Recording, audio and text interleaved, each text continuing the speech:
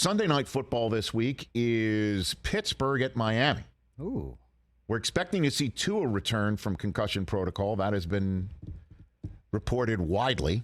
We have not seen Tua since that horrific hit, reaction, and card off in Cincinnati in the Thursday night football opener of Week 4.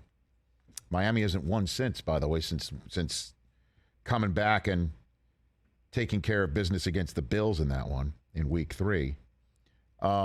So, look, the question is for Pittsburgh, who's going to be their starting quarterback? Is it the rookie who didn't really shine that much offensively against Tampa after getting the floor mopped with him in Buffalo the week before, and then Mitchell Trubisky came and took a lead that he expanded and kind of saved the team's bacon a little bit? Who's it going to be? Well, Mike Tomlin just held a press conference in Pittsburgh, PA, and had this to say about his quarterback, Kenny Pickett, still being in concussion protocol, but roll tape. Mike, when you look at the quarterback situation for Sunday, I know you said Kenny will play if he's cleared to play. Just what went into the decision to stick with Kenny, especially after the way that Mitch came in and played in relief? It's really just not a lot to talk about. We're not going to blow in the wind. We're going to be somewhat steady. I've been consistent in my messaging regarding decision-making in that position. I think it helps those that are playing. I think it helps the team in terms of who to follow, and we're not going to flip the script now.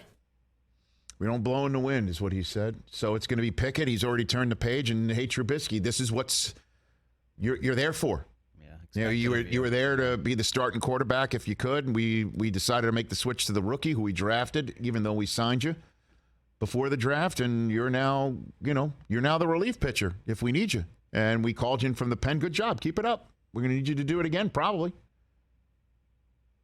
Because, again, Pickett went out not due to ineffectiveness, due to injury. And again, that's the point I'm kind of making as Melvin Gordon in Los Angeles for Denver was left scratching his head saying, nobody told me why I was benched. And here's Tomlin saying, I have told everybody what their roles are, and here it helps out. That's some notes that could be taken in the Rocky Mountains right there. And then you got what's going on in Dallas, which is it looks like Dak will return this weekend. At this point in time, it's still a lot of ifs and buts, but I think this is going to happen. Here was Jerry Jones on 105.3 The Fan. The Fan. And his usual Tuesday spot on this very subject matter on Tuesday. He's determined to. I think he's, from my perspective, from what I can know and see, I think he's going to get there. We feel like that physically he's at a position that the risk-reward that justifies him being out there in terms of any reoccurrence of the injury. Set that one off to the side. We don't have that to think about. So it's a question of him getting ready. And he's going to be given every opportunity this week to get ready to go play. He had a very impressive throwing session before the game there in Philadelphia, and he just really can put the ball placement, throw the ball, strength, spin, zip, really the whole repertoire of being able to throw that football. I think he'll be back, and I think we'll get to do anything that we want to do. No one is more prepared. No one has spent more hours getting ready to play a football game than Dak. And I think we've got it all there, the full repertoire. So I don't think there'll be any limitations on anything we do. There you go. Detroit at Dallas. Looks like it's going to be Dak. And now that Dak is appearing to be back, and I think he will be. Yeah, for sure.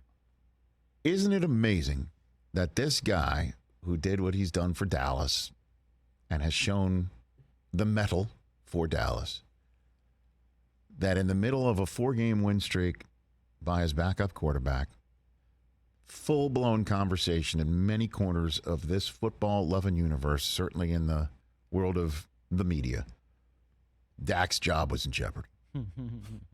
Now, it may not have been within the walls of Dallas's It wasn't.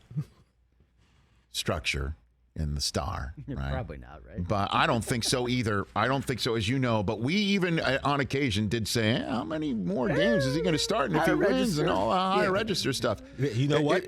That means we didn't believe it. No, I know that. That's true. Okay, we just said it. And it was first put into the mind's eye of all who talk about this stuff 24/7, 365 by Jerry Jones inviting. Right, it. exactly. But you said even when he said that into a microphone on that day, you're like, oh God, Jerry Jones just invited a quarterback controversy, and without even hearing the soundbite, I said, I know what he means. Yeah, you were immediately. And I'm like, I speak fluent, Jerry, and so he's basically saying, bring it on.